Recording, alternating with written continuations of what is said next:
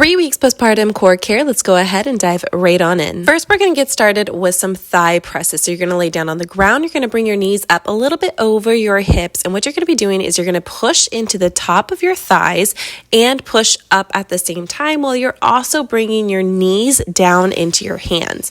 You need to make sure that your toes are flexed back towards your legs and your gaze is straight ahead and not behind you. Next, you're going to do it on the inside. So everything's the same. It's just you're moving your hand placement to the inside of your legs. You're still pressing in and up while your knees are coming in towards your hands, kind of as if they're all battling this out. Next, you're going to do it from the top of your legs. So you're going to push down onto your knees while your knees are pushing up towards the ceiling. And this time you are going to point your toes. It's important that throughout all of this, your low back stays in contact with the ground. Next, we're going to move on to what's called a TVA endurance. So you're going to be doing some breath work, that 360 that we worked on last time, plus this TVA breath work. And what you're going to be doing is you're going to hold this contraction on the exhale where you engage that pelvic floor, bring your TVAs in and zip up that rectus abdominis and slightly bring your ribs down, and you're going to hold this contraction as you do little breaths throughout. The next thing we're going to do is for the pelvic floor. It's very, very similar. You're going to do a good 360. On the exhale, you're going to do a short little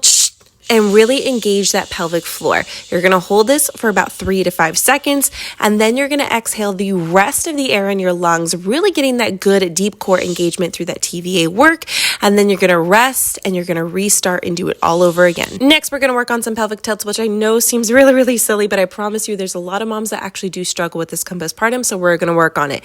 Good 360 inhale. On the exhale, I want you to slightly rock that pelvis as if you're tucking your glutes underneath of you. However, your glutes, your quads, and adductors need to stay relaxed. Next are going to be some heel slides, and this does work a little bit better if you aren't wearing shoes. However, you can use shoes. You're going to do that good 360 inhale. On the exhale, start to bring your foot out, sliding against the ground or hovering, and then still on that exhale, bring the foot right back in. Now, if that's too much to keep it on the exhale that long, when your foot is fully out, go ahead and reset with a good inhale, and then on that exhale, begin to bring it right back in. That is also, make sure you're following along for more.